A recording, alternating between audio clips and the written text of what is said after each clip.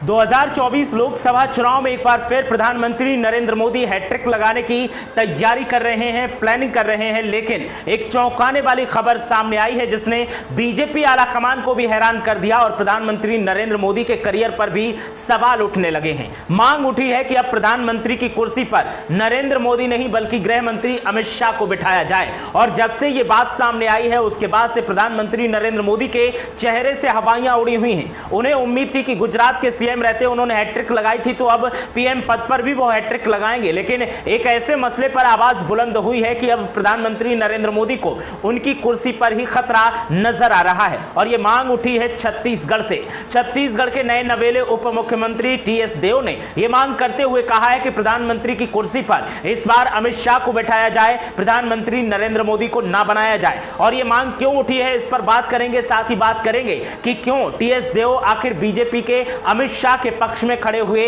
दिखाई दे रहे हैं। आपको बता दें कि 2024 लोकसभा चुनाव की तैयारियां जोरों पर हैं। प्रधानमंत्री नरेंद्र मोदी के चेहरे पर चुनाव लड़ने की तैयारी बीजेपी की तरफ से की जा रही है। लेकिन कई ऐसे मुद्दे निकलकर सामने आ रहे हैं जिन मुद्दों को लेकर लगातार सवाल उठ रहे हैं और इन मुद्दों पर जवाबदेही प्रधानमंत्री नरेंद्र मोदी की बनती है। लेकिन वो जवाबदेही से बच रहे हैं और इसीलिए अब मांग की जा रही है कि अगर अमित शाह को प्रधानमंत्री बना दिया जाएगा तो कम से कम वो जवाबदेही तो दे पाएंगे और सामने आकर लोगों से अपनी बात तो कर पाएंगे। तो प्रधानमंत्री की कुर्सी पर अमित शाह को बैठाने की मांग टीएस देव ने जब से की है उसके बाद से सियासी हलचल तेज दिखाई दे रही है। हर राज्य में हलचल है और हर राज्य के विरोधी खेमे एक साथ दिखाई दे रहे हैं और टीएस देव के पक्ष में उनका समर्थन है। आपको बता दें कि मणिपुर मामले को लेकर टीएस देव नाराज दिखे और टीएस देव ने सीधे सीधे प्रधानमंत्री नरेंद्र मोदी पर निशाना साधा और कहा कि मणिपुर में जिस तरीके के हालात बन रहे हैं उन हालातों पर प्रधानमंत्री नरेंद्र मोदी को खुलकर सामने आना चाहिए था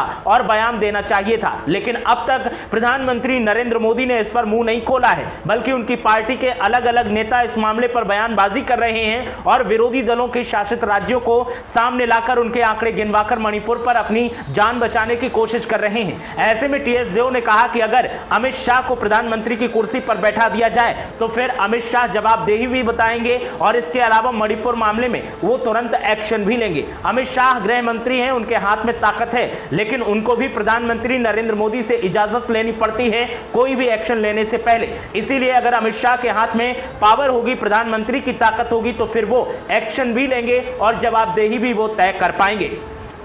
टीएस देव आपको बता दें कि छत्तीसगढ़ के उप मुख्यमंत्री हैं और लोकसभा चुनाव का जैसे ही बिगुल बजा है और मणिपुर का जब से ये मामला सामने आया है उसके बाद से लगातार अलग अलग विरोधी दलों की तरफ से प्रधानमंत्री नरेंद्र मोदी को निशाना बनाया जा रहा है। अब टीएस देव ने सीधे सीधे प्रधानमंत्री नरेंद्र मोदी को कुर्सी से हटाने की मांग कर दी। इसके बाद तमाम विरोधी दलों के नेता भी उनके साथ दिखे और विरोधी दलों के नेताओं का कहना है कि टीएस देव जो कह रहे हैं वो बिल्कुल सही कह रहे हैं, क्योंकि सदन में प्रधानमंत्री नरेंद्र मोदी को आकर बयान देने के लिए कहा जाता है तो वो नहीं आते हैं। विरोधी सांसद अगर आवाज बुलंद करते हैं तो उन्हें निलंबित कर दिया जाता है। सड़क पर उतरकर अगर सांसद प्रदर्शन करने की कोशिश करते हैं तो उन्हें उससे भी रोक दिया जाता है। ऐसे में आखिर किया जाए? मणिपुर का मामला इतना संवेदनशील है लेकिन फिर भी सरकार की तरफ से असंवेदनशीलता दिखाई जा रही है और इसीलिए विरोधी दलों के सांसदों और नेताओं का गुस्सा फूट रहा है और अलग अलग दल के नेता हर रोज कोई ना कोई बयान मामले पर देते ही हैं। अब छत्तीसगढ़ के उप मुख्यमंत्री